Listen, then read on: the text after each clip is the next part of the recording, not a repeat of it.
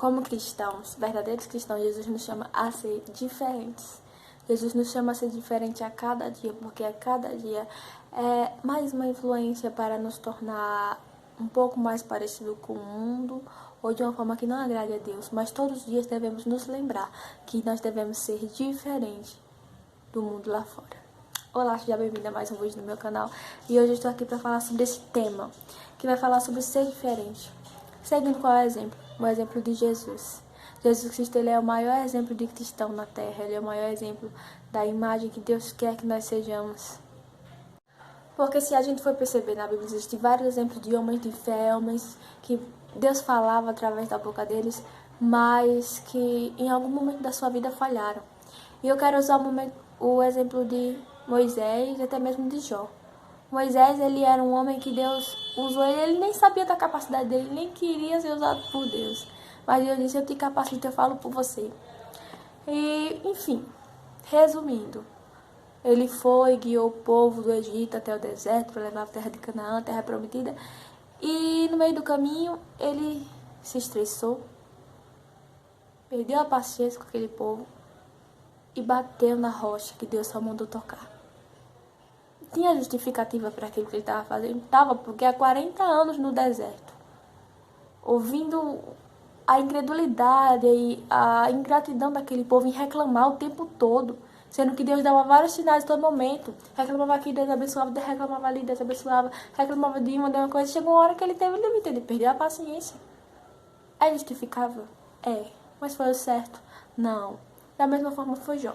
Jó, ele passou por uma prova terrível, que eu nem quero me imaginar no lugar dele, nem espero que você se imagine, mas pense comigo. Ele perdeu sua esposa, seus filhos, toda a sua prosperidade, ele perdeu a sua paz, o seu sono. Imagine você não conseguir mais dormir em paz. Meu Deus do céu, pra mim isso é o fim. Perdeu o sono, perdeu a saúde, que é outra coisa, meu Deus do céu.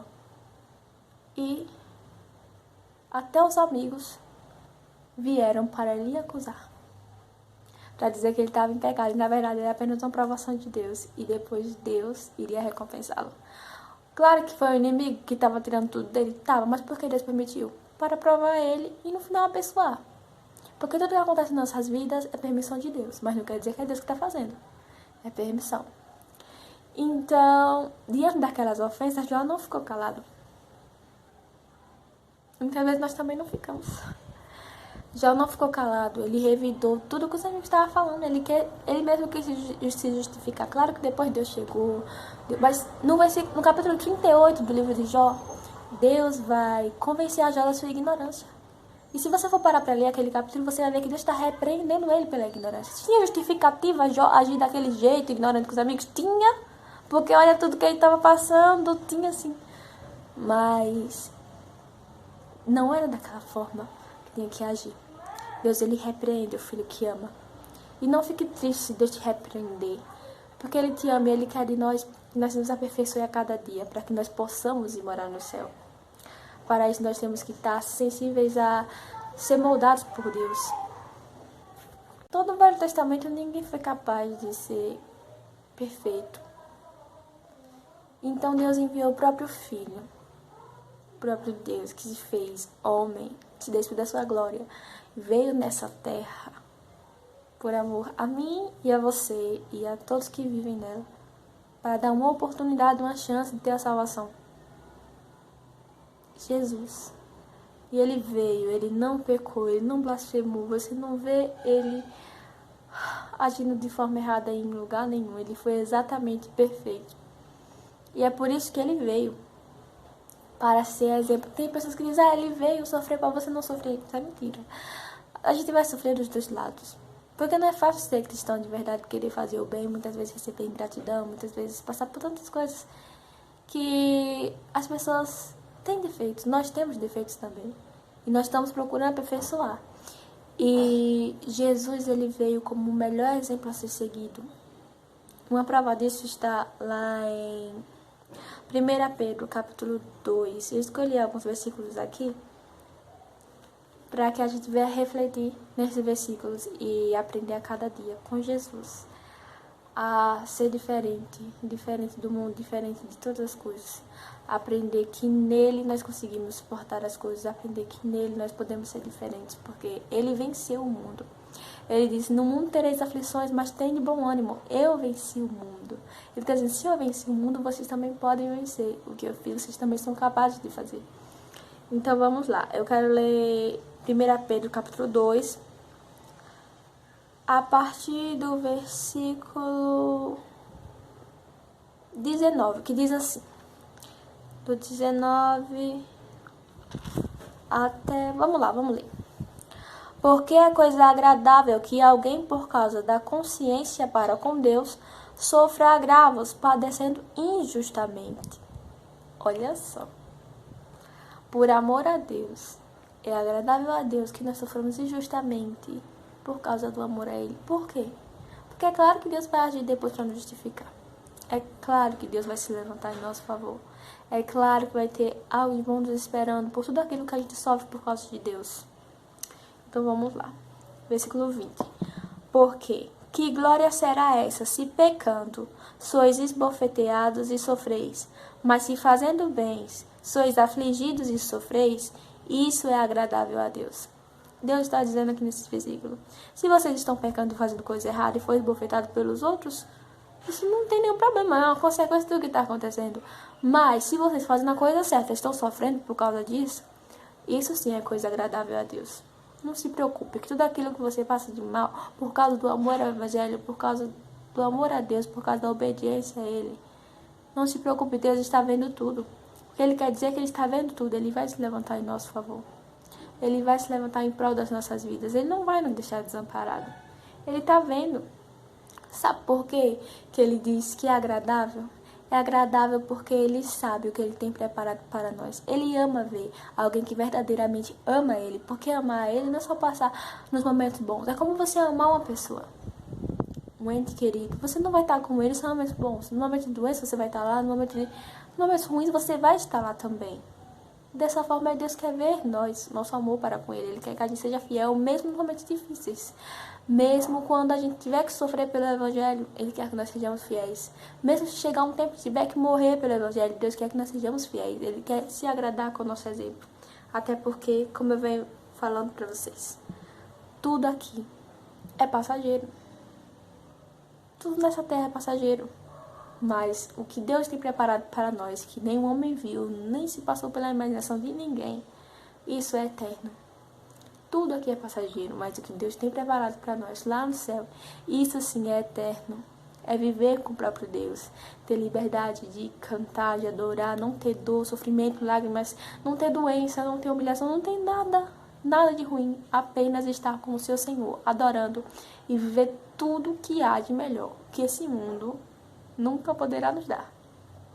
Porque aqui na terra, mesmo quem serve e é fiel ao Senhor, até mesmo quem não serve, consegue prosperar, consegue às vezes viver uma vida com muita saúde, consegue ter paz, entre aspas, né? Consegue, mesmo que não esteja no caminho, mas buscar o Senhor me dá paz, me dá alegria, e o Senhor vai lá e concede. Todas essas coisas estão disponíveis a todos, a graça é para todos aqui na terra. Sim, você pode ter uma boa vida aqui, mesmo sem querer compromisso de verdade com o Evangelho. Mas depois daquele grande dia que o Senhor Jesus vier, não vai ter mais graça para quem não foi fiel, para quem não seguiu o caminho do Senhor. Não. Deus está dando a oportunidade agora para você realmente escolher e querer ficar no caminho do Senhor. Mas se você não quiser, tem um tempo de terminar. E depois é só sofrimento, ranger de dentes, lágrimas, enfim. Para quem não escolher ser fiel a Jesus. Mas quem escolher, mesmo que sofrer pelo Evangelho, terá recompensa depois. Uma grande recompensa que esse mundo nunca poderá nos dar.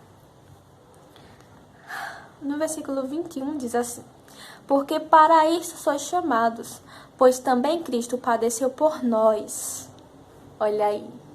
Reciprocidade. O que Jesus fez por nós também devemos fazer por Ele. Pera ainda. Jesus só é bom quando Ele sofre por nós, quando Ele nos abençoa.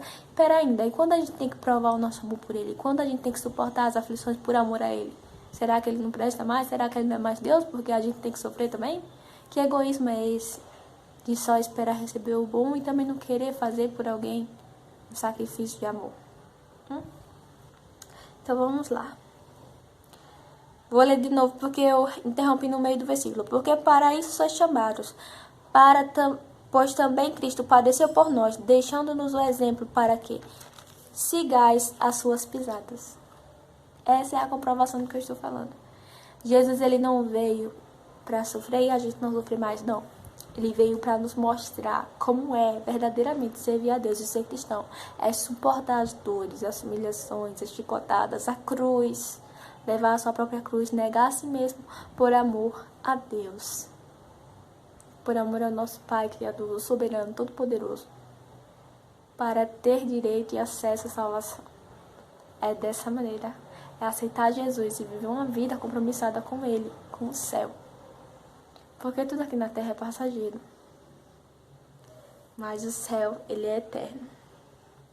Versículo 22 diz assim: o qual, Jesus, não cometeu pecado, nem na sua boca se achou engano.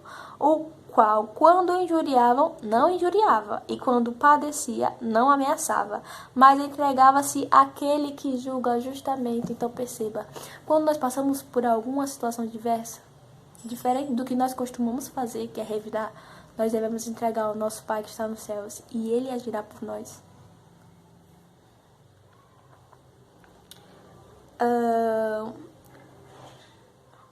Levando Ele mesmo em seu corpo os nossos pecados sobre o madeiro, para que, mortos para os pecados, pudéssemos viver a justiça, e pelas suas feridas fostes sarados. Pelas feridas de Jesus nós fomos sarados. Nós somos sarados. Ele foi ferido por nós. Ele se entregou no madeiro por nossos pecados. Eu não sei se você já passou por isso alguma vez na sua vida, mas provavelmente 99% das pessoas já passou. De sofrer algo justamente por causa de outro. Mas imagina, Jesus, ele sendo santo, perfeito, não tendo cometido nenhum pecado.